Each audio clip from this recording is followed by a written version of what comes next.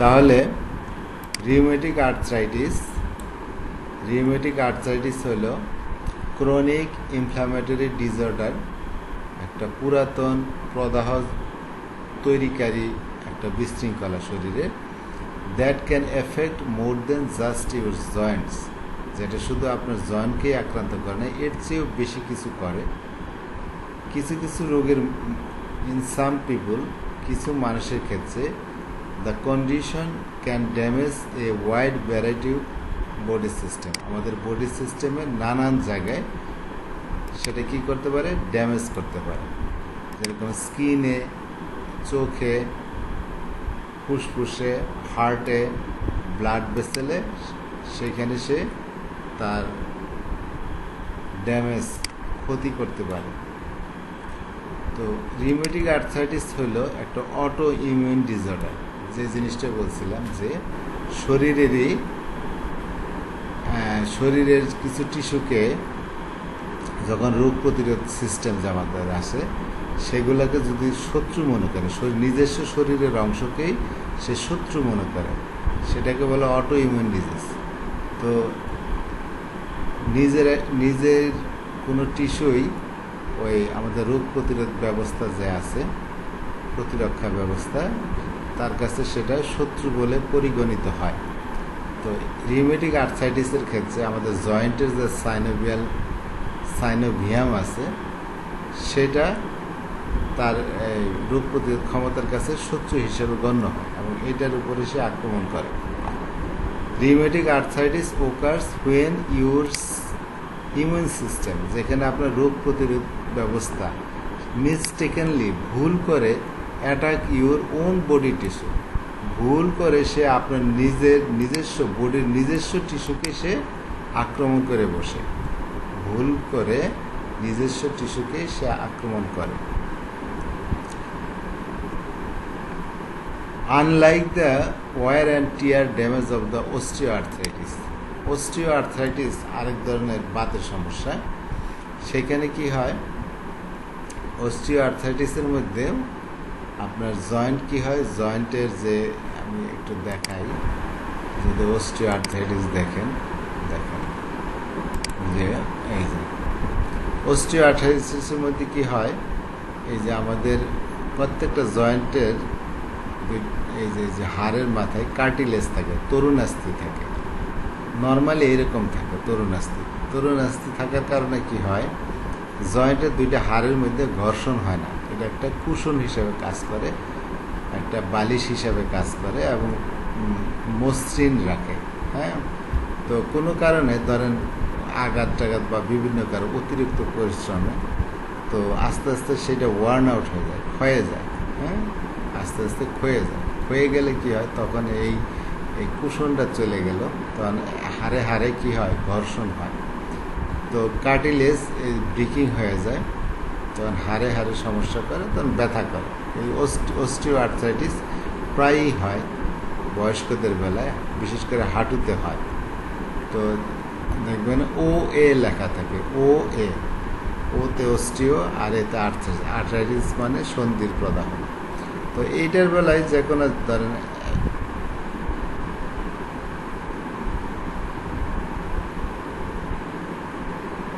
যাই হোক, এই রিউমেটিক অস্টিওআর্থ্রাইটিসের মতো না।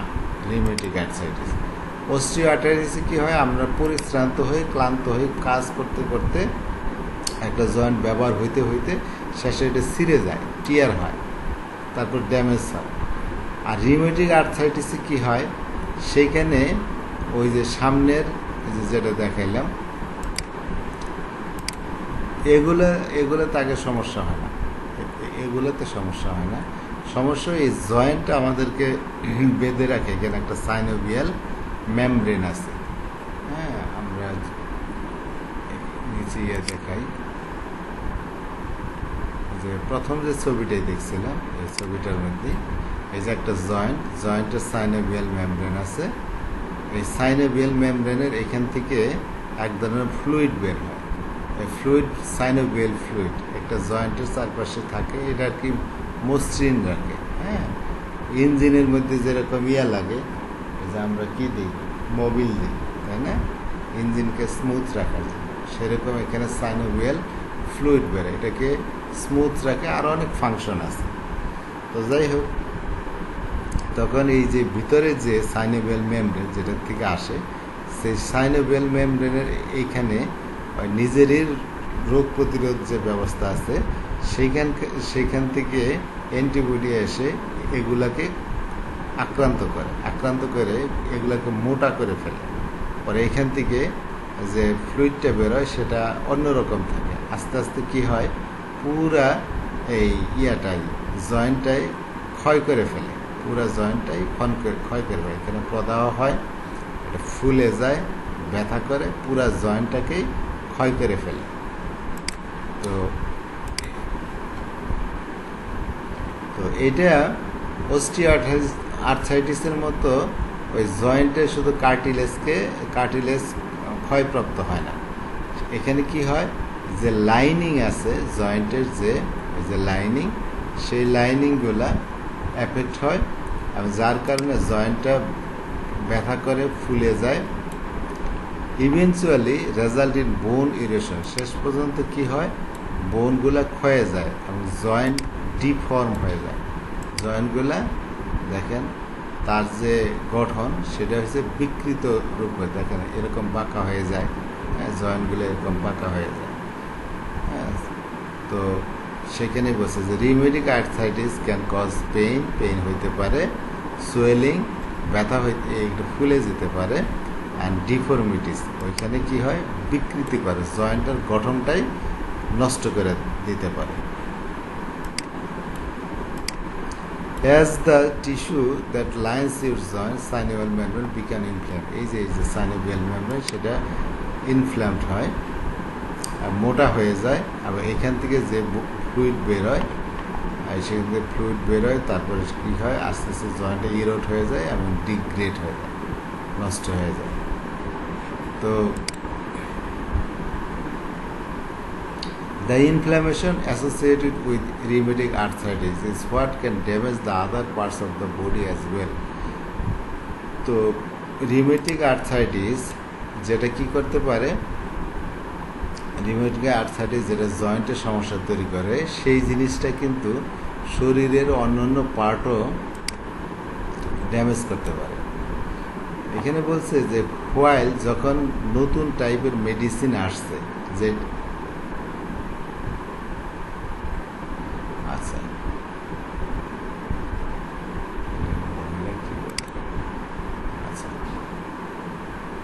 তো যাই হোক, দ্য ইনফ্লামেশন শুধু জয়েন্টের মধ্যেই সীমাবদ্ধ থাকে না, সেটা জয়েন্টের বাইরে বডিতেও অন্যান্য পার্টেও সে ড্যামেজ করতে পারে।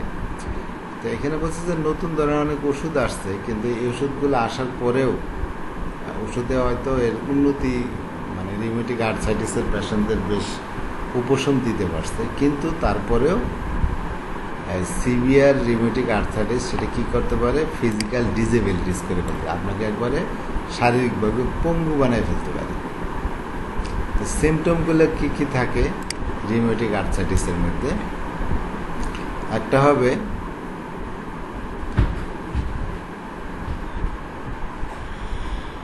আমি রিউমেটিক আর্থ্রাইটিসের একটু বড় করে ছবি দিই, তাহলে ভালো হবে।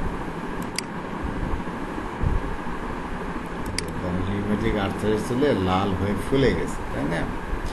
তো একটা হলো জয়েন্টগুলো ডিফর্ম হয়ে যায়, দেখেন জয়েন্টগুলো কেমন হয়ে গেছে, হ্যাঁ, বিকৃত রূপ ধারণ করেছে। তো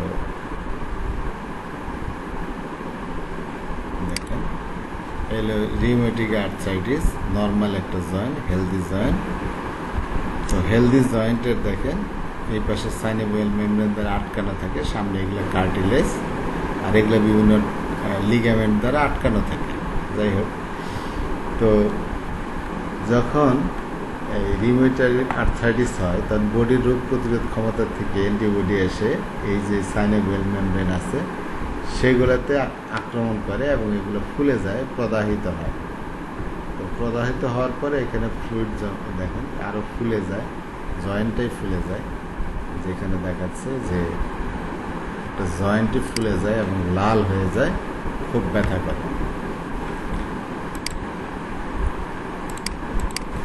তো প্রথম হবে টেন্ডার, ওইখানে আপনি ধরতেই পারবেন না জয়েন্টের মধ্যে, সেখানে ব্যথা করে, ধরা যায় না, ব্যথা করে। ওয়ার্ম, জয়েন্টটা গরম হয়ে যায়। আর সোলেন জয়েন্ট, জয়েন্টটা ফুলে যায়।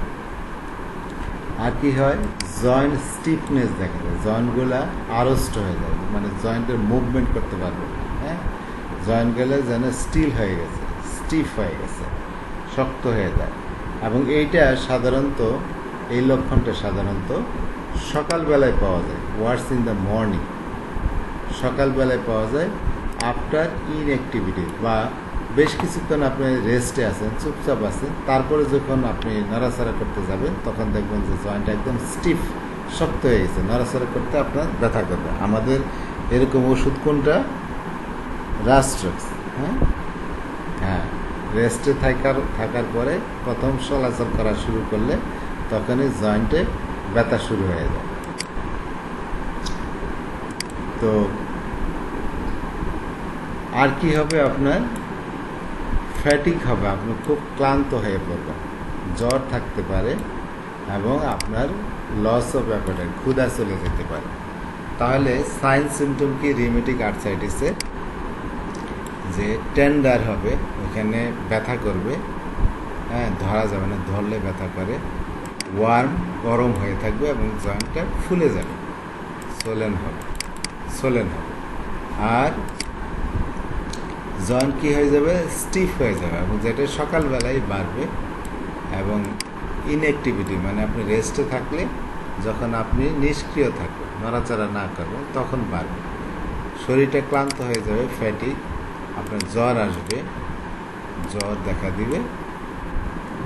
দেখা দিতে পারে, এবং ক্ষুধা চলে যাবে, ক্ষুধামন্দা দেখা দেবে। এই রিউমেটিক আর্থ্রাইটিস যখন একদম আর্লি, শুরুর দিকে থাকে, তখন সাধারণত স্মলার জয়েন্টগুলা প্রথম আক্রমণ করে, ছোট ছোট জয়েন্টগুলা প্রথম আক্রমণ করে। রিউমেটিক আর্থ্রাইটিস যখন শুরুর দিকে, একদম আর্লির দিকে, ছোট ছোট জয়েন্টগুলো আক্রমণ করে, সেগুলো আক্রান্ত হয়। বিশেষ করে particularly the Joints that attach your fingers to your hand, আমাদের আঙ্গুলগুলা আমাদের হাতের সাথে যে লাগানো থাকে, সেই জয়েন্টগুলো আগে আক্রমণ করবে, অথবা পায়ের আঙ্গুলগুলা পার সাথে যেখানে লেগে আছে যে জয়েন্টে, সেই জয়েন্টটা আগে আক্রমণ করবে। দেখি ওই রকম ছবি পাই কিনা।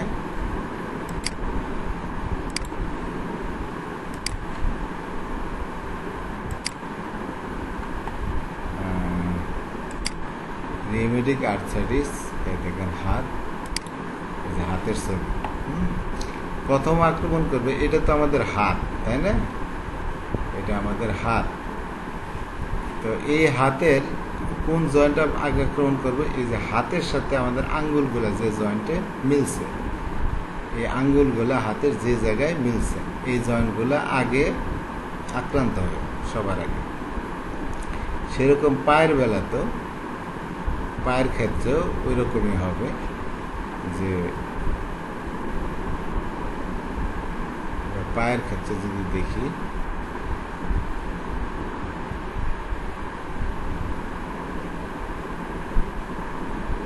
পায়ের ক্ষেত্রেও আমাদের এই যে এই পায়ের আঙ্গুলগুলার যে জয়েন্ট পায়ের সাথে মিলছে, এগুলো আগে আক্রান্ত হবে। তো যাই হোক,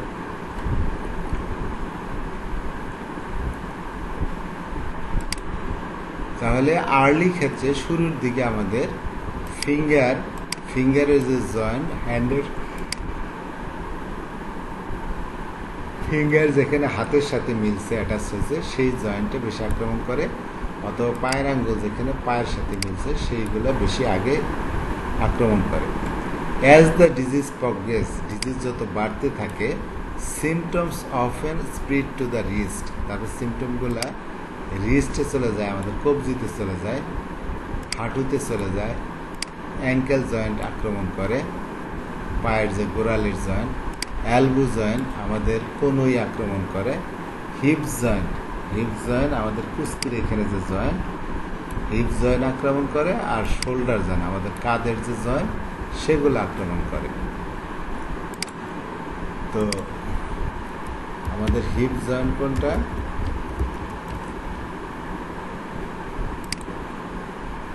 আমাদের হিপ জয়েন্ট হলো এইটা। এই জয়েন্টটা আমাদের আক্রমণ করবে, এখানে এই জয়েন্ট আক্রমণ করবে। প্রথমে তো আঙ্গুল আক্রমণ করে, তারপরে আমাদের আস্তে আস্তে জয়েন্টগুলো আক্রমণ করে।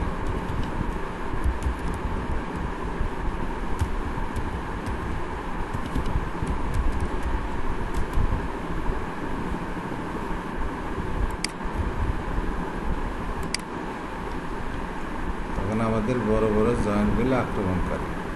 হাঁটু আক্রমণ করবে, হাতের কবজি আক্রমণ করবে, এলবো আক্রমণ করবে, শোল্ডার আক্রমণ করবে। শোল্ডার মানে আমাদের কাঁধের যে জয়েন্ট, নিচে পা হয়েছে বডির সাথে নিচে হিপ জয়েন্টের সাথে, উপরে হাত শোল্ডার জয়েন্টের সাথে আমাদের বডির সাথে মিলছে, এই শোল্ডার জয়েন্টে আক্রমণ করবে। তো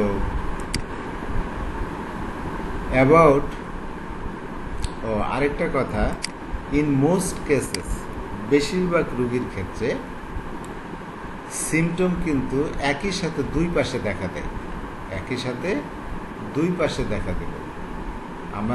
আমরা পড়ছিলাম গাউট সাধারণত এক পাশে দেখা দেয়, ধরেন এই যে গাউট সাধারণত এই জয়েন্টটা আগে আক্রমণ করে, যখন এক পাশে দেখেন একটা পায়ের এখানে আক্রমণ করছে, হ্যাঁ, দুইটা পায়ের মধ্যে এই পা ঠিক আছে, এই পা এখানে লাল হয়ে গেছে, আক্রমণ করছে। কিন্তু রিউমেটিক আর্থ্রাইটিস যদি এই পায়ের এই জয়েন্ট আক্রমণ করে, একই সাথে দেখা যাবে যে এই পায়েরও একই জায়গায় আক্রমণ করবে, ডান পায়েও আক্রমণ করবে, একই সাথে বাম পায়ে আক্রমণ করবে।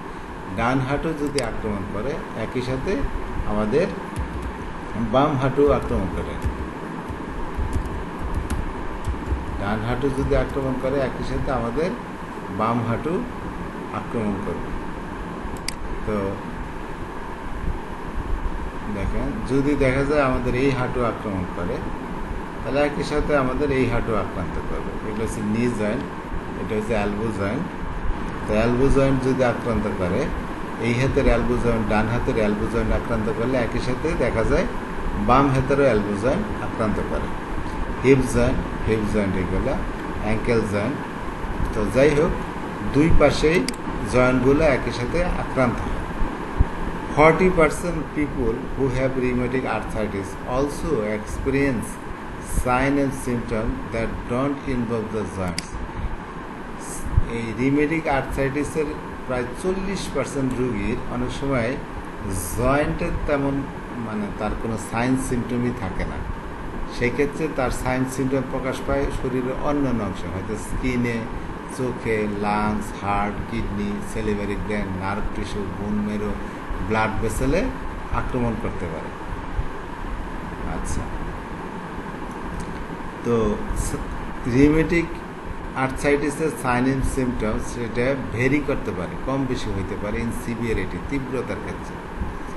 এক সময় ধরেন খুব তীব্রভাবে প্রকাশ পায়, তখন সেটাকে বলে ফ্ল্যাশ, পুরা গম গম করে উঠছে ব্যথাটা, আগুন যেরকম জ্বলে ওঠে সেরকম জ্বলে ওঠা অবস্থা।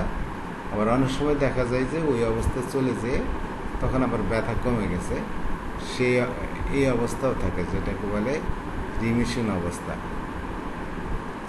তো ওভার দ্য টাইম, সময় যত বাড়তে থাকে, রিউমেটিক আর্থ্রাইটিস আস্তে আস্তে কী করে, জয়েন্টটাকে ডিফর্ম করে ফেলে, বিকৃত করে ফেলে, ডিফর্ম, নর্মাল আর থাকে না, জয়েন্টগুলো আর নর্মাল থাকে না।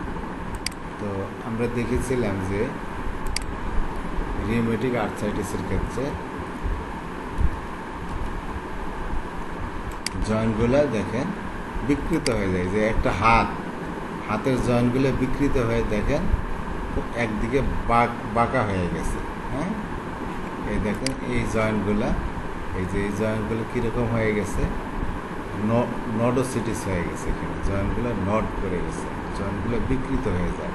এই দেখেন জয়েন্টগুলো মোটা মোটা হয়ে বিকৃত হয়ে গেছে। যাই হোক, রিউমেটিক আর দেখেন এই মহিলার এরকম হয়েছে। রিউমেটিক আর্থ্রাইটিসের এরকম রুগী পাবেন যারা দীর্ঘদিন ধরে ভুগতেছে। অনেকেরই দেখবেন এইরকম জয়েন্টগুলো এরকম ডিফর্ম হয়ে গেছে, সেটার যে নর্মাল যে গঠন সেটা নর্মাল গঠন আর নাই, তো ডিফর্ম হয়ে যায়। তো অনেক সময় shift out of the place, ঘুরে যায়, হ্যাঁ, যে যে পজিশনে থাকার কথা সেইভাবে আর থাকে না। তো দেখেন যেগুলো যেরকম অন্যদিকে বাঘ ধরে গেছে। তো কি কারণে হয়? Rheumatic arthritis occurs when your immune system attack the synovium। যখন আমাদের রোগ প্রতিরোধ ক্ষমতা এই সাইনোভিয়ামকে আক্রমণ করে। সাইনোভিয়ামটা কি?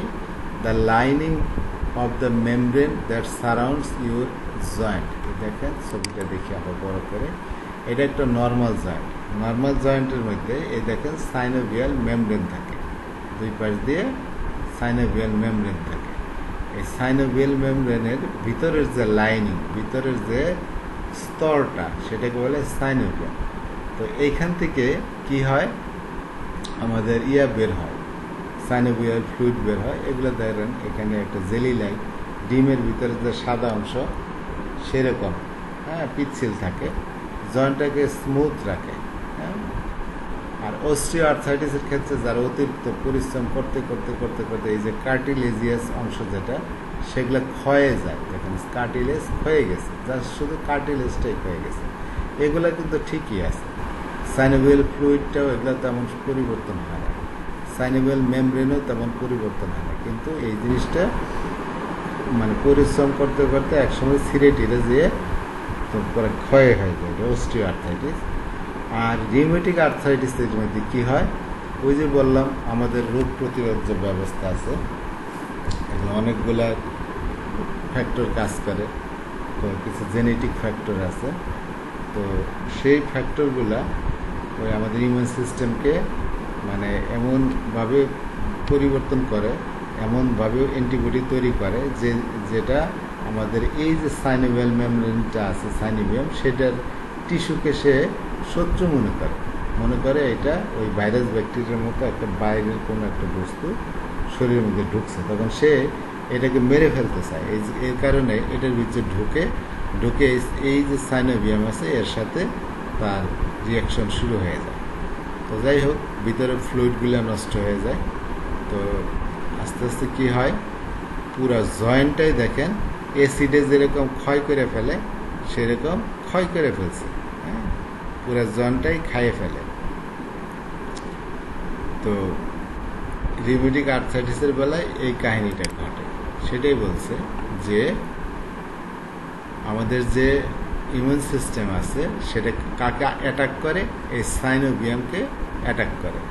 সাইনোভিয়াম কি? Lining membranes, lining of the membranes that surround the joint. জয়েন্টকে যেটা সারাউন্ডিংয়ে থাকে, চারিদিকে পরিবেষ্টন করে যে রাখে, সেই ইয়েটাকে, সেইটার ভিতরের লেয়ারকে, সেই মেমব্রেনের ভিতরের লেয়ারকে অ্যাটাক করে। The resulting inflammation thicken the synovium. এই ইনফ্লামেশনের কারণে এই সাইনোভিয়ামটা আস্তে আস্তে মোটা হইতে থাকে, সাইনোভিয়ামটা ফুলতে থাকে, এই সাইনোভিয়ামটা আস্তে আস্তে মোটা হইতে থাকে।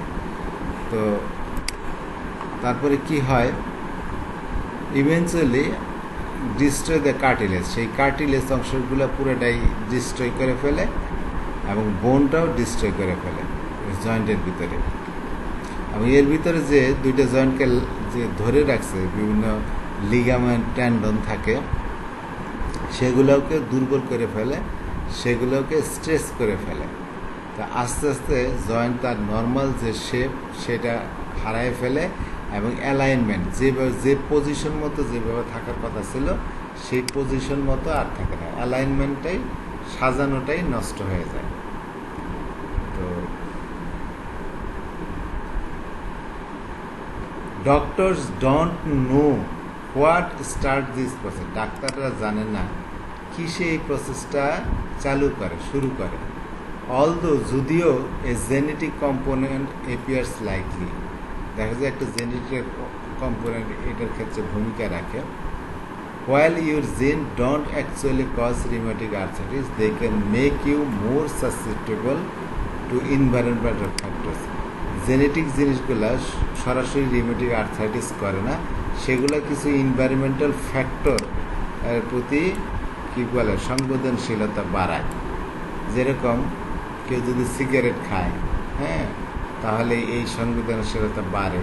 অথবা কেউ যদি আপনার ভাইরাস ব্যাকটেরিয়া দ্বারা আক্রান্ত হয়, তাহলে ওই সংবেদনশীলতা বাড়তে পারে।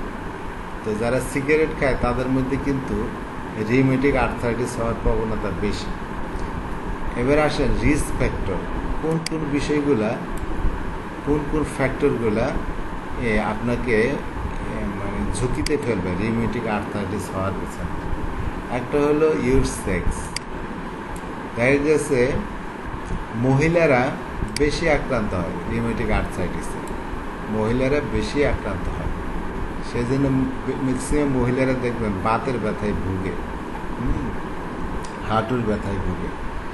তো বয়সের দিক দিয়ে যে কোনো বয়সেই হইতে পারে, তবে মধ্যম বয়সে মিডল এজে এটা বেশি হয়।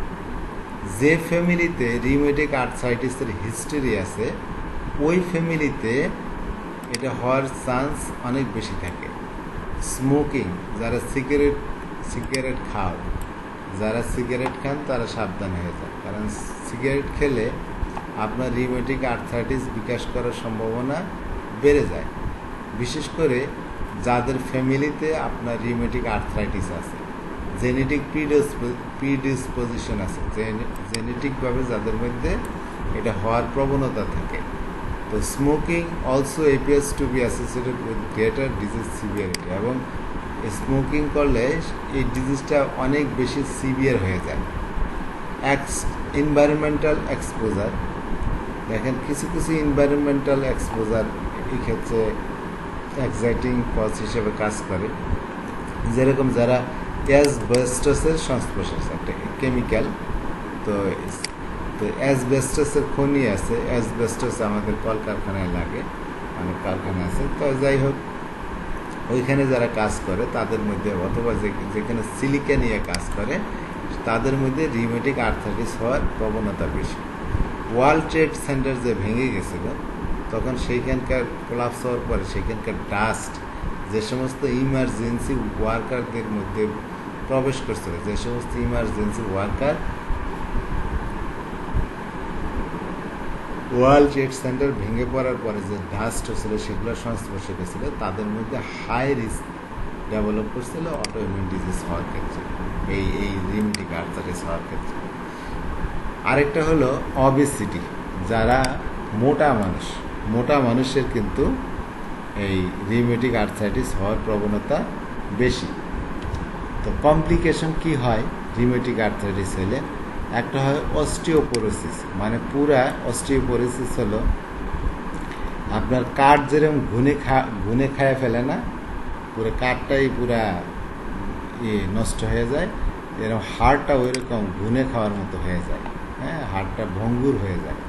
তো যাদের রিউমেটিক আর্থ্রাইটিস আছে তারা অনেক সময় দেখা যায় এর সাথে অনেক মেডিসিন খায়, হ্যাঁ। তো এই মেডিসিন রিউমেটিক আর্থ্রাইটিস নিজে প্লাস যে ধরনের মেডিসিন খাওয়ানো হয় এদের ক্ষেত্রে, যেরকম দেখবেন এমটিএক্স খাওয়া হয়, স্যালাজিন খাওয়ানো হয় এলোপ্যাথি ডাক্তাররা, তারপরে প্রেডনিসোলন খাওয়ানো হয়, তারপরে এই যে ব্যথানাশক ওষুধ যেগুলো আছে সে এনএসএইডস গ্রুপের ওষুধ, সেগুলো খাওয়ানো হয়। তো তখন এইগুলো অস্টিওপোরোসিস হওয়ার ঝুঁকি বাড়ে। অনেক সময় দেখা যায় রিউমেটিক আর্থ্রাইটিসের যে ওষুধ খাওয়া হয় পেন কিলার, এর সাথে কি খাওয়া হয়, আরও গ্যাস্ট্রিকের ওষুধ খাওয়ানো হয়, হ্যাঁ, কারণ পেন কিলার গ্যাস্ট্রিকের সমস্যা করে।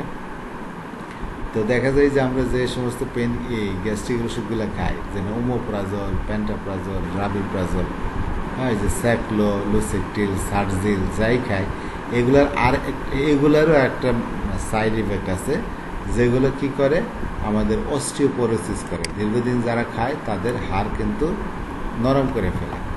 তো যাই হোক, সেই এই রিউমেটিক আর্থ্রাইটিস এবং রিউমেটিক আর্থ্রাইটিসের জন্য যে ওষুধগুলো আমরা ব্যবহার করি অ্যালোপ্যাথি সিস্টেমে, সেগুলো কিন্তু আপনাকে কি করে আস্তে আস্তে অস্টিওপোরোসিস করে ফেলে। আর কি করে, রিউমাটয়েড নোডিউল তৈরি করে। দেহের স্কিনের নিচে বিভিন্ন জায়গায় নোডিউল তৈরি হয়, রিউমাটয়েড নোডিউল তৈরি হয়। এই যে দেখেন এরকম এরকম নোডিউল তৈরি হয়। হ্যাঁ, পায়ের তলায় দেখা যায় এরকম নোডিউল তৈরি হয়, হাতের মধ্যে নোডিউল তৈরি হয়। হ্যাঁ, এগুলো হচ্ছে এই যে কোনোর মধ্যে দেখেন এরকম নোডিউল তৈরি হয়। রিউমেটিক আর্থ্রাইটিসের রোগীদের এই দেখেন এরকম এরকম নোডিউল তৈরি হয়। তো রিউমেটিক আর্থ্রাইটিসের এই আরেকটা কমপ্লিকেশন, এগুলো বলে রিউমাটয়েড নোডিউল। তারপরে আরেকটা কী হয়, ড্রাই আইস অ্যান্ড মাউথ। চোখগুলো একদম শুষ্ক, চোখের থেকে টিয়ার্স বেরোয় না, মুখগুলো একদম শুষ্ক হয়ে যায়। পিপুল হু হ্যাভ রিউমেটয়েড আর্থ্রাইটিস, যাদের রিউমেটিক আর্থ্রাইটিস আছে তারা কোন অসুখে ভুগে, সরজেন্স কি জর্জেন্স না সরজেন্স না কি পড়ছে না, সগ্রেন্স সিনড্রোম, সগ্রেস সিনড্রোমে ভোগে। আমরা একটা মেডিসিন পড়তে যাই পড়ছিলাম না, দেখি তো কে কে বলতে পারেন সগ্রেস সিনড্রোম কোন ওষুধের মধ্যে আছে?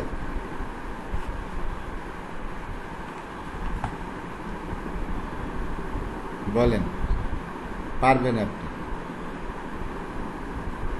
আনমিউট করছেন, বলে ফেলেন, হয়ে যাবে ইনশাল্লাহ।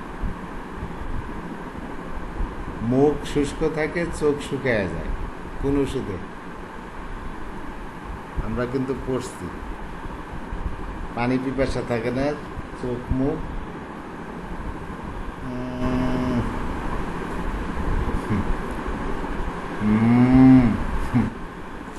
নাক্স মর্সেটা পড়ছিলাম না আমরা, সেটার মধ্যে মনে হয় আমরা পড়ছিলাম, তাই না? ভুলে গেছি। আচ্ছা দেখি, এই যে সার্জেন সিনড্রোমটা আছে জেনারেলের মধ্যে, সার্জেন সিনড্রোম, সেখানে দেখেন এই যে নাক্স মর্সেটা, ঠিক আছে, নাক্স মর্সেটা সেখানে আছে সার্জেন সিনড্রোম।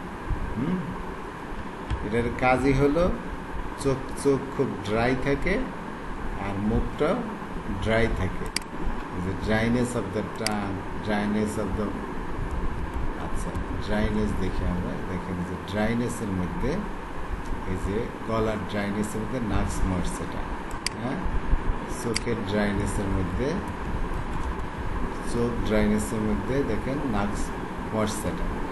তো এই নাক্স মর্সেটা সর্জেন সিনড্রোমের মধ্যে ব্যবহার হয়। তো আমরা পুরাতন ওষুধগুলো আবার মাঝে মধ্যে একটু পড়বো, সকালবেলা যে মেডিসিনগুলো করি সেগুলো আবার একটু মাঝে মাঝে পড়বেন, হ্যাঁ, নাহলে তো ভুলে যাবেন, বারবার না পড়লে মনে থাকবে না। তো যাই হোক, আমরা যেটা পড়তেছিলাম, তো এই যে ড্রাই আইস এবং ড্রাই মাউথ, এই দুইটার মধ্যে এই যে রোগটা তৈরি করে সোগ্রেন্স সিনড্রোম, সেটার কারণে কিন্তু এটাকে একটা সাইড এফেক্ট, ওই রিউমেটিক আর্থ্রাইটিসের রোগীদের মধ্যে এই সিমটমটা থাকতে পারে। তো আরেকটা কি, ইনফেকশন, ইনফেকশন হওয়ার ইয়া বাড়ে, ইনফেকশন হওয়ার ইয়া বাড়ে। আচ্ছা যাই হোক, ইনফেকশন বাড়ে। যারা দেখা গেছে আপনার বলি, যারা রিউমেটিক আর্থ্রাইটিসের রোগী, তাদের তো এটা তো কী করে, ইমিউন সিস্টেম নিজের শরীরকে শত্রু মনে করে, তাই না? তখন অ্যালোপ্যাথিতে এমন ওষুধ খাওয়ানো হয় যাতে আমাদের ইমিউন সিস্টেমটাকে সাপ্রেসড করে রাখা যায়, দাবায় রাখা যায়। ইমিউনো সাপ্রেসিভ ড্রাগ এগুলো খাওয়ানো হয় যাতে আমাদের শরীর, ইমিউন সিস্টেমটা আমাদের শরীরের সাথে ফাইট না করে। তো ইমিউন সিস্টেমটাকে সাপ্রেস করার জন্য যে ওষুধগুলো খাওয়া হয়, এতে হয় কি, যখন আপনি জীবাণুর সংস্পর্শে আসবেন তখন কিন্তু সে আর প্রতিরোধ ব্যবস্থা ওইভাবে নিবে না, কারণ আপনি তাকে সাপ্রেস করে রাখার জন্য আপনি আরও ওষুধ খাওয়াচ্ছেন। আমাদের এখন জীবাণুর বিরুদ্ধে ফাইট করতে, যেরকম করোনা ভাইরাস, এর বিরুদ্ধে ফাইট করতে গেলে আমাদের কি দরকার? আমাদের দরকার আরও ইমিউন বুস্টিং মেডিসিন, যেটা ইমিউন যে সিস্টেমটাকে আরও সক্রিয় করবে, হ্যাঁ, যাতে আমরা জীবাণুর ভিতরে আমাদের শরীর ইমিউন সিস্টেমটা ফাইট করতে পারে। তো যারা ওই যে রিউমেটিক আর্থ্রাইটিসের রোগী, যারা আপনার রিউমেটিক আর্থ্রাইটিসের কারণে ইমিউনো সাপ্রেসিভ ড্রাগ খায়, স্যালাজিন, তারপরে এই যে আপনার এমটিএক্স, ম্যাথোট্রক্সেট জাতীয় ওষুধ যেগুলো খায়, এমটিএক্স বলে, আরও বিভিন্ন নামে আছে এগুলা। তো তাদের মধ্যে কি হয়, ইমিউন সিস্টেমটা সাপ্রেসড হয়ে থাকে। তখন শরীরের মধ্যে কোনো ভাইরাস ব্যাকটেরিয়া আসলে তার বিরুদ্ধে কোনো প্রতিরোধী ব্যবস্থা সেইভাবে শরীর নেয় না, যার কারণে এই ইনফেকশনের পরিমাণ আরও বাড়ে। আমার খালাতো বোন, আমার দুর্ভাগ্য, তাকে আমি চিকিৎসা করার ইয়ে পাইনি। আমি এতগুলো করোনা রোগী চিকিৎসা করছি। খালাতো বোন, সে তার রিউমেটিক আর্থ্রাইটিস আছে সমস্যা, তারা অতটা হোমিওপ্যাথি বিশ্বাস করে না। তো খালাতো বোন যখন এই করোনাতে আক্রান্ত হলেন, তাকে ইস্ট ওয়েস্ট মেডিকেল কলেজ হসপিটালে রাখা হলো এবং আস্তে আস্তে তার সংক্রমণ খুব বেড়ে গেল এবং অক্সিজেন স্যাচুরেশন কমতে কমতে 60 নিচে চলে আসলো। তো 19 দিনের দিন আমার কাছে আসছিল ওষুধ নেওয়ার জন্য। আমি তাকে ওষুধ দিয়েছিলাম, আইসিইউতে ছিল, কিন্তু ওষুধ আর খাওয়াতে পারে নাই, তো মারা গেছে। লাস্টে অক্সিজেন স্যাচুরেশন লেভেল 50-এর নিচে চলে আসছিল। তো যাদের এই আপনার ধরেন আলসারেটিভ কোলাইটিস আছে যাদের, তারাও কিন্তু অনেক সময় কিছু ইমিউনোসাপ্রেসিভ ওষুধ খায়। তো আমার জানা মতে একটা করোনা রোগী আমার কাছে হেল্প চাইছিল, সেও হসপিটাল আছে, তার অক্সিজেন স্যাচুরেশন লেভেল 60 নিচে চলে গেছিল। তো তার অবস্থা খুব খারাপ হয়ে গেছিল, কারণ হচ্ছে সে এই ইমিউনোসাপ্রেসিভ ড্রাগ খেত। ইমিউনোসাপ্রেসিভ ড্রাগ খেলে বডি আর ইনফেকশনের বিরুদ্ধে কোনো প্রতিরোধ ব্যবস্থা তৈরি করে না। তো ওই রুগীটাকে আমি জানি না তার শেষ পরিণতি কী হয়েছে, কারণ সেই রুগীটাকে আমি ওষুধ দিয়েছি, কিন্তু ওষুধ খাওয়াতে পারে নাই, কারণ রুগী ছিল আইসিইউতে ভর্তি, তাকে ওষুধ খাওয়ানোর মতো কেউ ছিল না। তো এই রিউমেটিক আর্থ্রাইটিসের রোগী যারা মেডিকেশন নেয়, অ্যালোপ্যাথি ওষুধ খায়, তাদের কিন্তু রোগ প্রতিরোধ ক্ষমতা ইম্পেয়ার করে, বাধাগ্রস্ত করে, এবং যার কারণে ইনফেকশন হওয়ার ঝুঁকি অনেক বেড়ে যায়। আচ্ছা, আর কি হয়, যাদের রিউমেটিক আর্থ্রাইটিস আছে তাদের কিন্তু কি হয়, proportion of fat to lean mass, fat mass আমাদের শরীরে যা আছে, ফ্যাট বাদ দিলে যেটা থাকবে সেটাকে বলে লিন মাস। তাহলে আমাদের শরীরের যে আছে কি বলে, যতটুকু ফ্যাট আছে আর বডির যে ফ্যাটবিহীন যে অংশ আছে, এই দুইটার যে অনুপাত, সেই অনুপাতের মধ্যে দেখা যায় নর্মাল অনুপাতের চেয়ে ফ্যাটের পরিমাণ বেড়ে যায়। যাদের রিউমেটিক আর্থ্রাইটিস আছে তাদের শরীরে ফ্যাটের পরিমাণ বেড়ে যায়। আচ্ছা, আরেকটা জিনিস হয় কি, কার্পাল টানেল সিনড্রোম হয়। রিউমেটিক আর্থ্রাইটিস কি হয়, যখন রিস্টকে আক্রমণ করে, তো এই রিস্ট, তখন রিস্ট জয়েন্ট যদি আক্রান্ত হয়, তাহলে রিস্ট জয়েন্টের ভিতরে সে ডিফর্ম করবে, ক্ষতিগ্রস্ত করবে, ড্যামেজ করবে, যার কারণে রিস্ট জয়েন্টের ভিতর দিয়ে কি গেছে, আমাদের একটা নার্ভ গেছে, মিডিয়ান নার্ভ, যেটা আমাদের আঙ্গুল হাতের মধ্যে সাপ্লাই দেয়। হ্যাঁ, আচ্ছা আমি দেখি, ওইটাকে বলে, এই যে ছবিটা দেখেন, এই ছবিটা দেখেন, এই যেহেতু এই রিস্ট জয়েন্ট রিউমেটিক আর্থ্রাইটিস হইলে এই জয়েন্ট ক্ষতিগ্রস্ত হলে কি হয়, এই যে এখানে মানে কম্প্রেস করে, চাপ ফেলে, এই যে মিডিয়ান নার্ভ যেটা ঢুকছে হাতের মধ্যে, এখানে প্রেশার দেওয়ার কারণে, এখানে প্রেশার পড়ার কারণে এই পুরা এই আঙ্গুলগুলা সবগুলোই কি হবে, এইখানে অবশ হয়ে থাকবে অথবা ব্যথা করবে। হ্যাঁ, বৃদ্ধাঙ্গুলি, তারপরে এই যে index finger, middle finger, ring ফিঙ্গারের অর্ধেক পর্যন্ত এই অংশটা কি করবে, অবশ হয়ে থাকবে, ব্যথা করবে। এটাকেই বলে carpal tunnel syndrome. Carpal tunnel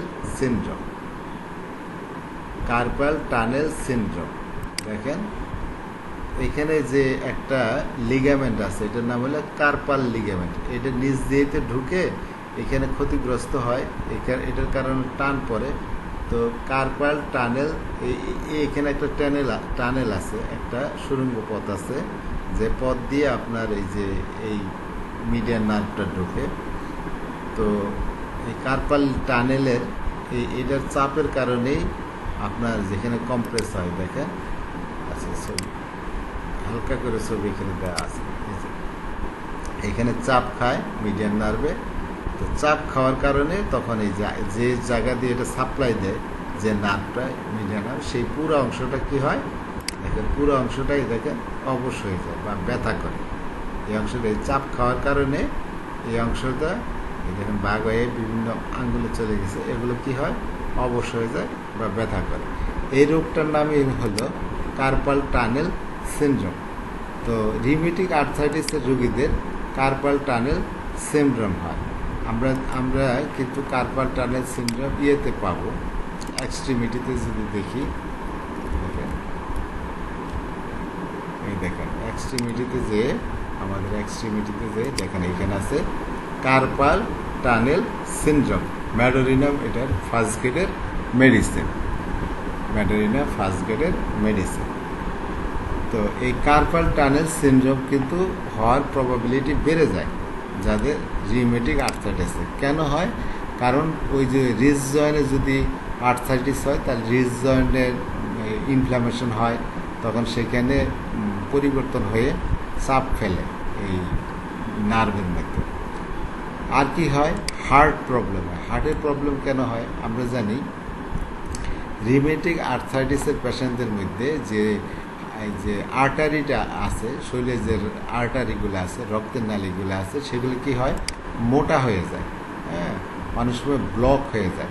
তো হার্টেরও একই সাথে ওই হার্টের যে আছে আর্টারি আছে সেগুলো মোটা হয়ে যায়, সেগুলো ব্লক হয়ে যেতে পারে, যার কারণে বিশেষ করে এই হার্টের যে করোনারি আর্টারি ডিজিজগুলো হতে পারে, যার কারণে হার্টের রোগ হতে পারে। করোনারি যে আর্টারি সেগুলার হার্ডেন হয়ে যেতে পারে, মোটা হয়ে যেতে পারে, শক্ত হয়ে যেতে পারে, ব্লক হয়ে যেতে পারে।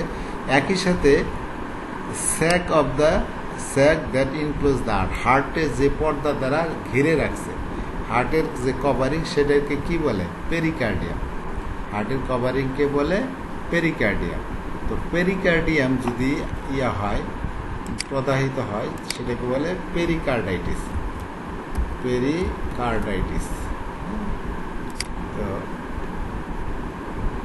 দেখেন হার্টের যে আছে, কভারিংটা আছে, এই হার্টের যে কভারিং,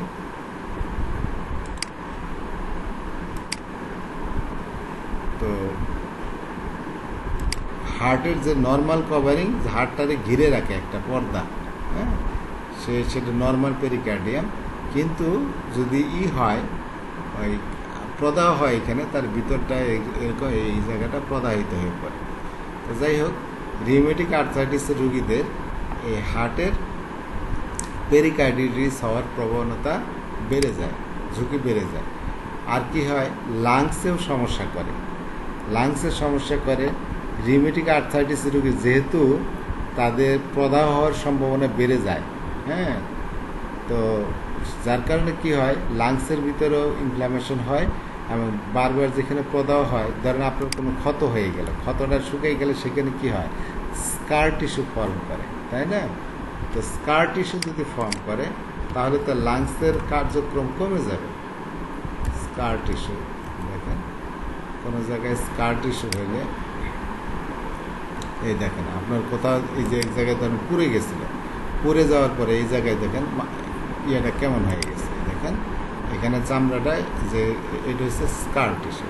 তো এরকম লাংসের ভিতরে যখন এগুলো কিন্তু ইলাস্টিসিটি থাকে না, স্থিতিস্থাপকতা থাকে না, তো লাংসের ভিতরে যদি এরকম স্কার টিস্যু গঠন করে তখন লাংসের কিন্তু স্বাভাবিক কার্যকলাপ মানে ঠিকমতো আর করতে পারে না, যার কারণে কি হয়, অনেকেরই শ্বাসকষ্ট হয়।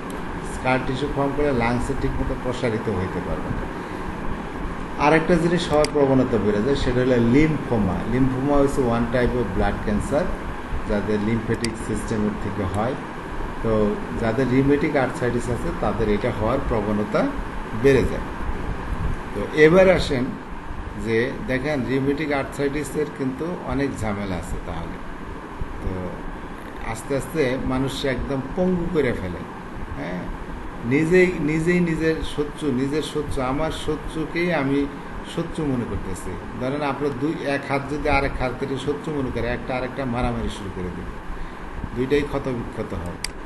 তো যাই হোক, এখন আমরা পড়ি রিউমেটিক আর্থ্রাইটিস আমরা কিভাবে ডায়াগনোস করব, এই রোগটাকে কিভাবে ডায়াগনোস করা যায়। হ্যাঁ, কীভাবে এটা আমরা নির্ণয় করবো, রোগ নির্ণয় কীভাবে করবো। তো অনেক সময় যখন রিউমেটিক আর্থ্রাইটিস একদম শুরুর দিকে থাকে তখন ডায়াগনোসিস করা বেশ কঠিন। হ্যাঁ, তো কারণ অন্যান্য কারণে যে এই ধরনের হাতের ব্যথা ট্যাথা করে সেগুলোর সাথে অনেক মিল থাকে, এই জন্য কোনটা রিউমেটিক আর্থ্রাইটিস কোনটা অন্য সমস্যা অনেক সময় বোঝা যায় না।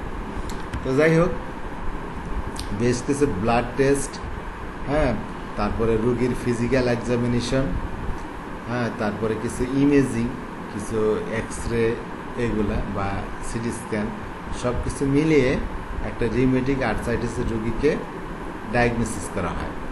প্রথমে আপনি কী করবেন, রোগীর একটা ভালো করে হিস্টোরি শুনবেন। হ্যাঁ, রোগীর কীভাবে সমস্যা তৈরি হয়। যদি দেখেন শুধু ডান পায়ের বৃদ্ধাঙ্গুলি ফুলে লাল হয়ে যায়, বাম পায়েরটা হয় নাই, তাহলে ধারণা করতে পারে যে এটা গাউট হতে পারে, কারণ রিউমেটিক আর্থ্রাইটিস দুই পাশে একসাথে হয়। তো এই জন্য সব হিস্টোরি শুনবেন, নিজেও ফিজিক্যাল এক্সামিনেশন সরাসরি রুগীটা পরীক্ষা নিরীক্ষা করবেন। যদি দেখেন সেখানে জয়েন্টগুলো ফুলা, জয়েন্টগুলোতে টেন্ডারনেস আছে, ধরলেই ব্যথা করে, জয়েন্টগুলো লাল হয়ে আছে, আর জয়েন্টটা খুব গরম, তাহলে আপনি কি পাইলেন? হ্যাঁ, রিউমেটিক আর্থ্রাইটিসের সিমটমগুলো পাইলেন। তাহলে এই ধরনের লক্ষণগুলো রিউমেটিক আর্থ্রাইটিস হইতে পারে। তারপরে দেখলেন যে রোগী ঠিকমতো ফ্লেক্সিবিলিটি আছে কিনা, জয়েন্টগুলোর ফ্লেক্সিবল, এদিক ওদিক নড়াচড়া ঠিকমতো করতে পারে কিনা, মাসলগুলোর স্ট্রেংথ ঠিক আছে কিনা, এগুলো আপনি পরীক্ষা করে দেখবেন। এরপরে ব্লাড টেস্ট করলে আমরা কি পাবো? ব্লাড টেস্ট করলে আমরা যদি ইএসআর করি, ইনফ্ল্যামেশন বেশি থাকলে তো ওই ইএসআরটা বেড়ে যায়। হ্যাঁ, ইরাইথ্রোসাইড সেডিমেন্টেশন রেট, এটা যে কোনো প্রদাহ হলে এটা বেড়ে যায়। তারপরে সি রিঅ্যাক্টিভ প্রোটিন, এটা কিন্তু পরীক্ষা করা হয় ব্লাডের। তো সি রিঅ্যাক্টিভ প্রোটিন কী হবে, যে কোনো প্রদাহ হলে, ইনফেকশন হলে এটা বেড়ে যায়। তো সি রিঅ্যাক্টিভ প্রোটিন বেড়ে যাবে। তো এগুলো কিন্তু বিভিন্ন সমস্যার ক্ষেত্রে বাড়ে, যেমন টাইফয়েড হলেও সি রিঅ্যাক্টিভ প্রোটিন অনেক বেড়ে যায়। হ্যাঁ, ইএসআরও বেড়ে যাবে, যে কোনো সংক্রমণের ইএসআরও বেড়ে, তাহলে এইটা দিয়ে আপনি শুধু বলতে পারবেন না যে তার রিউমেটিক আর্থ্রাইটিস। হয়তো তার সিমটম নিলেন, শুনলেন, শোনার পরে এগুলো দেখলেন বৃদ্ধি। তো বিশেষ কিছু পরীক্ষা আছে, একটা হচ্ছে রিউমেটিক ফ্যাক্টর পরীক্ষা করা। হ্যাঁ, রক্তের রিউমেটিক আরএফ টেস্ট বলে, আরএ টেস্ট বা আরএফ ফ্যাক্টর। তো রিউমেটিক ফ্যাক্টর এটা প্রায় 80% রোগীর ক্ষেত্রেই এটা পজিটিভ থাকে। এই যে এটা রিউমেটিক ফ্যাক্টর আরএফ বলে অনেক সময়, বা এই রিউমেটিক ফ্যাক্টরটা আপনি পরীক্ষা করতে দেবেন। আরেকটা পরীক্ষা আছে এনটিসিসিপি, এটা পজিটিভ থাকবে। রিউমেটিক আর্থ্রাইটিস রোগীদের আপনার এই পরীক্ষাটা করাইতে পারে। এনটিসিসি প্রায় 70% রোগীর মধ্যে এটা পজিটিভ থাকে। অ্যান্টিসাইক্লিক সিট্রুলিনেটেড পেপটাইড, হ্যাঁ, তো একটা বিশেষ ধরনের অ্যান্টিবডি ফর্ম করে। তো সেটা দিয়ে আপনি বুঝতে পারবেন যে এই অ্যান্টিবডিটা যদি তার রক্তের মধ্যে উপস্থিত থাকে, তাহলে বুঝতে পারবেন তার রিউমেটিক আর্থ্রাইটিস আছে। তাহলে রক্তের আপনি ইএসআর করতে দেবেন, সিআরপি করতে দেবেন, এই দুইটা বৃদ্ধি থাকবে। আরএফ রিউমেটয়েড ফ্যাক্টর এটা পজিটিভ থাকবে, অথবা এনটিসিসিপি দিবেন, সেটা পজিটিভ থাকবে। প্লাস আপনি ওইখানে এক্স রে দিলেন, এক্স রে করলে আপনি বুঝতে পারবেন। এক্স রে করলে কি দেখবেন, যে রিউমেটিক এক্স রে করলে দেখবেন যে সেখানে রিউমেটিক আর্থ্রাইটিসের জয়েন্টের কী করবে, ওইখানে মাসল হাড়গুলো ক্ষয়ে যেতে পারে, বা এমআরআই করলে বা সিটি স্ক্যান করলে এগুলো দেখতে পারবে, এবং এগুলো দিয়ে বোঝাও যায় জয়েন্টটা কতটুকু ক্ষতিগ্রস্ত হইল। হ্যাঁ, এক্স-রে অফ রিউমেটয়েড আর্থ্রাইটিস দেখেন।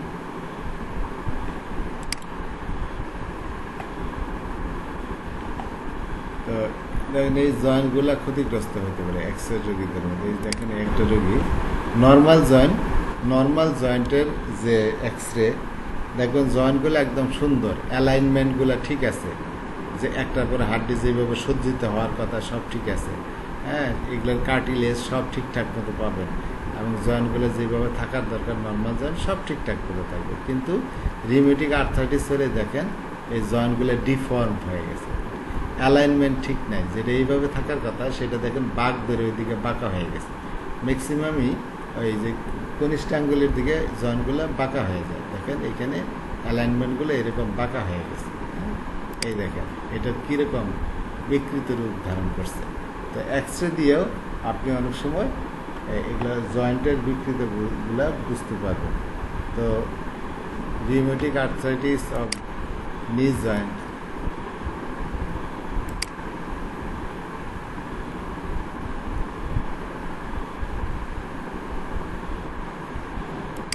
দেখেন যদি হাঁটুর জয়েন্টগুলো আমরা পরীক্ষা করি, নি জয়েন্টে এক্সরে করি, এক্সরেতে দেখা যায় এই দেখেন এই জয়েন্ট আর এই জয়েন্ট দুইটার মাঝখানে স্পেস থাকবে সুন্দর, হ্যাঁ। আর এর মধ্যে দেখবেন স্পেসই নেই, স্পেস একদম কমে গেছে, একটার সাথে প্রায় কাছাকাছি লেগে গেছে। এটা অস্টিওআর্থ্রাইটিসের মধ্যেও এরকম হইতে পারে, তবে শুধু এক্সরে দিয়ে আপনি বুঝতে পারবেন না, সাথে সাথে আপনার ওই যে রিউমেটিক ফ্যাক্টর এনটিসিসিপি, এটা আপনি এনটিসিসিপি করবেন, তারপরে হচ্ছে রুগীর হিস্ট্রি নেবেন, পরীক্ষা নিরীক্ষা করবেন, এগুলো দেখবেন। তো সব মিলিয়ে আপনাকে ডায়াগনোসিস করতে হবে যে হ্যাঁ রুগীটা আপনার রিউমেটিক আর্থ্রাইটিসে ভুগতেছে। ট্রিটমেন্ট কি? অ্যালোপ্যাথিক ট্রিটমেন্ট তো জানেনি, ওদের ট্রিটমেন্ট হলে একটা হচ্ছে এই যে ব্যথা কমানোর ওষুধ দেয়, হ্যাঁ। তো ব্যথা কমার ওষুধ দিব অনেক, তারপরে হচ্ছে স্টেরয়েড দেওয়া, ওই যে কর্টিকোস্টেরয়েড দেখবেন যে খায় প্রেডনিসোলন দেয়, হ্যাঁ, ওই যে ডেল্টাসন প্রেডনিসন এগুলো খায় রুগী, এগুলো রুগী খাইয়া খুব ভালো ফিল করে, খুব আনন্দ। কিন্তু এই দেখেন আজকে আমার কাছে একটা রুগী বলতেছে যে আমার এক ভাই সবসময় একটা মহিলা রুগী আসছে, আর একটা রুগী পরামর্শ নিচ্ছে, মহিলা রুগী দেখি যে একটু মোটা সোটা হয়ে গেছে। তো সেই রুগী কয় যে ব্যথা, সারা শরীরে ব্যথা, একদিন ট্যাবলেট ছাড়া চলতে পারি না। আমি বলছি কী খান? কয় ডেল্ট্রাসন খায়। আমি ডেল্ট্রাসন নিই তো প্রেডনিসোলন, কর্টিকোস্টেরয়েড হরমোন, কর্টিকোস্টেরয়েড, সেটা একদম স্টেরয়েড, হ্যাঁ, সেই প্রেডনিসন সে খায়। তো আমি কিছু এটা যে খাচ্ছেন আপনি তো সব কিছু তো আপনার নষ্ট হয়ে যাবে আস্তে আস্তে, হ্যাঁ, আপনার কিডনির সমস্যা হবে, হ্যাঁ, বোনগুলা নষ্ট হবে, মোটা হয়ে যাবে, তো ডায়াবেটিসে ভোগে এরা। তো উনি বলতেছেন এটা না করে, আমি গরিব মানুষ, কাজ করে খাইতে হয়, না খেয়ে তো পারি না। তো প্রেডনিসন খায়, প্রেডনিসন খাইলে কি হয়, এটা ইনফ্লামেশন ঠিকই রিডিউস করে, কিন্তু এতে জয়েন্টের ড্যামেজও স্লো করে, কিন্তু এটার সাইড এফেক্ট প্রচণ্ড।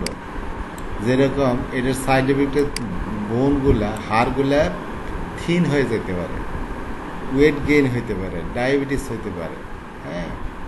তো সেটা এইটা সাধারণত এলোপ্যাথি ডাক্তাররা প্রেডনিসোলনটা ইউজ করে ওই যখন তীব্রভাবে একুইট সিমটম, মানে তীব্রভাবে যখন লক্ষণ প্রকাশ পায় তখনই এটা খাওয়াই আপাতত ব্যথাটা কমায়। তারপরে ওদের ইয়াটা থেকে গোলটা থাকে কি যে gradually tapering of the medication, আস্তে আস্তে এটা মাত্রাটা কমায় নিয়ে আসবে। যেখানে দিনে 3টা খাইতো সেখানে আস্তে আস্তে 2টা, তারপরে একটা, এইভাবে আস্তে আস্তে নিচে নামাই আসবে। এটাই হচ্ছে তাদের উদ্দেশ্য থাকে। কিন্তু রুগীরা দেখে যে ডেল্ট্রাসন দামে সস্তা, দৈনিক একটা করে খায়, না খাইলে পারে না। তো আর যে ওষুধটা খায় ওরা disease modifying anti rheumatic drugs, যেগুলো আছে এগুলো খুব যেরকম ম্যাথোট্রেক্সেট, যেটা বলে এনটেক্স নামে পাওয়া যায়, ম্যাথোট্রেক্স নামে পাওয়া যায়, তো এগুলো খায়, হ্যাঁ। তারপরে হাইড্রোক্সিক্লোরোকুইন খায়, কুইনাইনের জাতীয় ওষুধ, সালফাস্যালাজিন খায়, স্যালাজিন ওষুধ খায়। তো এগুলোর কিন্তু সাংঘাতিক সাইড এফেক্ট, কারণ এগুলো কী করে, এগুলো কিন্তু লিভার ড্যামেজ করে ফেলতে পারে, বোন মেরো সাপ্রেস করে ফেলতে পারে, এবং যার কারণে এদের কারণে আর সিভিয়ার লাং ইনফেকশনও হতে পারে। এরকম কিছু বায়োলজিক এজেন্টও ওরা খাওয়ায়। তো যাই হোক, আমাদের রিউমেটিক আর্থ্রাইটিসের জন্য খুব ভালো ট্রিটমেন্ট আছে, সঠিক সময়ে যদি আসে পেশেন্ট, এবং যদি কেউ যদি অ্যান্টিমাইজমেটিক গভীর কেশের ওষুধ দিয়ে এটা চিকিৎসা করতে পারে, তাহলে তাদের রিউমেটিক আর্থ্রাইটিস পুরোপুরি ঠিক হয়ে যায়। আমাদের বাড়ির পাশে একজন লোক আছে জয়গণ, তাকে আমি একদম ছোটোবেলা থেকে দেখছি। সে কী করছে, তার ওই জয়েন্টের এরকম ব্যথা শেষে সে হাঁটতেই পারতো না, হামাগুড়ি দিয়ে দিয়ে চলতে হইতো, কারণ হাঁটুর জয়েন্ট, হাতের জয়েন্টগুলো তার ডিফর্ম হয়ে গেছে, বিকৃত হয়ে গেছিল। তো এরপরে সেই রুগী আমার আব্বার কাছে যখন আসছিল, যেহেতু সেই রুগী আমাদের গ্রামের পাশে আসে, গ্রামের মানুষ কিন্তু পাশাপাশি ডাক্তার বড় হইলেও তারে অত বড় মনে করে না। তো সে করছে, আরেকটা দূরের একজন ডাক্তার আছে হোমিওপ্যাথ, সেও ওর কাছে গেছে এবং সে তাকে ম্যাডোরিনাম সিএম খাওয়াইছে। যাই হোক, সিএম খাওয়ানোর পরে সে আস্তে আস্তে আস্তে আস্তে পুরোপুরি সুস্থ হয়ে গেছে। তার হাতগুলো এখনও বাঁকা আছে ঠিকই, কিন্তু তার সমস্যাটা ঠিক হয়েছে। হাড়ের গঠন যতটুকু নষ্ট হয়েছিল অতটুকুই হয়েছে। এখন সে হাঁটাচলা করতে পারে স্বাভাবিকভাবে, ব্যথা কিচ্ছু নাই। ওই যতটুকু তার হাড়ের বিকৃতি হয়েছিল অতটুকুই আছে, একদম সুস্থ হয়ে গেছে।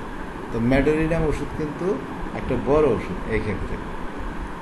তো আমরা যদি রেপার্টরিতে দেখি, রেপার্টরিতে আমাদের মেইন রুব্রিক্স হলো এটার জন্য আমরা এক্সট্রিমিটি যাব। এক্সট্রিমিটিতে যে পেইন, যেহেতু এটা জয়েন্ট আক্রমণ করে, পেইন জয়েন্ট যাব। তারপরে কি হয়, এটা রিউমেটিক, পেইন জয়েন্টস রিউমেটিক। এই দেখেন, এই একটা রুব্রিক্স আছে, পেইন জয়েন্ট রিউমেটিক। এখানে কত ওষুধ, কোস্টিকাম একটা খুব ভালো ওষুধ এটার কারণে, ক্যালকিরেকাস, অরামম্যাট, হ্যাঁ, রাস্টক্স তো আছেই, হ্যাঁ। তো অনেক ওষুধ আছে এখানে। থুজাম যদি গনোরিয়া সাপ্রেস হয়ে হয়, কারণ এগুলো তো সাইকোটিক মায়োজমের রোগী, কারণ জয়েন্টগুলো হয় এবং যখন বিকৃতি ঘটে সেখানে কিছুটা সিবিলিটিক মায়োজমে এসে ভর করে। তো যাই হোক, আমরা এই আরেকটা একটা হচ্ছে পেইন দিয়ে দেখলাম, আরেকটা দেখবো আমরা ইনফ্লামেশন দিয়ে। ইনফ্লামেশন জয়েন্ট, হ্যাঁ, এখন ইনফ্লামেশন জয়েন্ট, এই রুব্রিক্সটাও আমরা দেখব। এই ওষুধগুলো আমাদের আসে। ক্রনিক ইনফ্লামেশন, এই ক্রনিক ইনফ্লামেশনগুলো দেখতে পারেন এখানে যে ওষুধগুলো আছে। তো সেটা আবার ভাগ করা আছে। যদি আপনি দেখেন যে আপনি এই যে নি জয়েন্ট দেখবেন, হ্যাঁ, বা শোল্ডার জয়েন্ট দেখবেন, এরকম ভাগ করা আছে। ইনফ্লামেশন শোল্ডার জয়েন্ট, তারপরে ইনফ্লামেশন যদি দেখেন যে এই রিস্ট জয়েন্ট, এভাবে ভাগ করে দেখতে পারেন। তো মেইন হইলো আমরা যে রুব্রিকটা দেখবো সেটা হলো এক্সট্রিমিটি পেইন জয়েন্ট। এটা আমরা দেখতে পারি এক্সট্রিমিটি পেইন জয়েন্ট। তারপরে রিউমেটিক, সেটা হলো রিউমেটিক কারণে আমরা এইভাবে দেখতে পারি। যদি হাঁটুর হয়, এক্সট্রিমিটি পেইন জয়েন্ট নি, আচ্ছা নি এইভাবে নাই, আচ্ছা ঠিক আছে, নি নাই,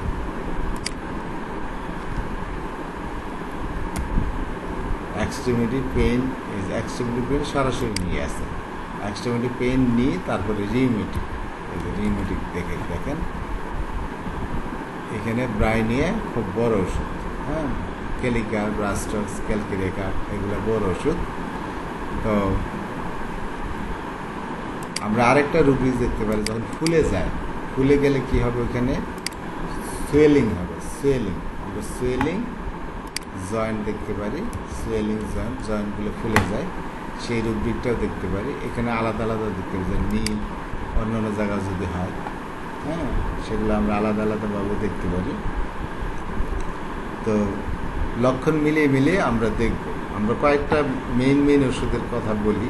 দেখেন এখানে আছে, দেখেন রিউমেটিক আর্থ্রাইটিসের জন্য কোস্টিকাম একটা খুব বড় ওষুধ।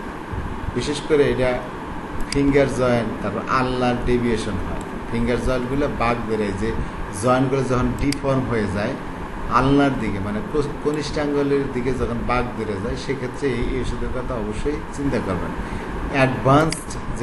অ্যাডভান্সড রিউমেটিক আর্থ্রাইটিস অনেক গভীরে প্রবেশ করছে, অনেক বেশি হয়ে গেছে, জয়েন্টগুলো ডিফর্ম করে ফেলছে, সেক্ষেত্রে কোস্টিকাম একটা ভালো কাজ করে। স্টিফ হয়ে যায় জয়েন্টগুলো মারাত্মক পর্যায়ে, জয়েন্ট যেন একদম প্যারালাইজড হয়ে যায়, জয়েন্টের ভিতরে শব্দ হয়, হ্যাঁ, অনেকে আসে দেখবেন বসার থেকে দাঁড়ানোর সময় হাঁটুর ভিতরে কটকট করে শব্দ হয়, সকালবেলায় তার বাড়ে, ফাস্ট মুভমেন্টে বাড়ে। হ্যাঁ, এভাবে প্রত্যেকটা ওষুধের আলাদা আলাদা বৈশিষ্ট্য আছে। আপনার মরিসনের ডেস্কটপ গাইড, ডেস্কটপ কোম্পানি মরিসনের যে আমরা একটা বই পড়ি, একটা তো ওইটা ম্যাটারমেডিকা, মরিসনের আরেকটা বই আছে desktop companion to physical pathology, এটা নীলক্ষেত থেকে কিনে নিতে পারেন।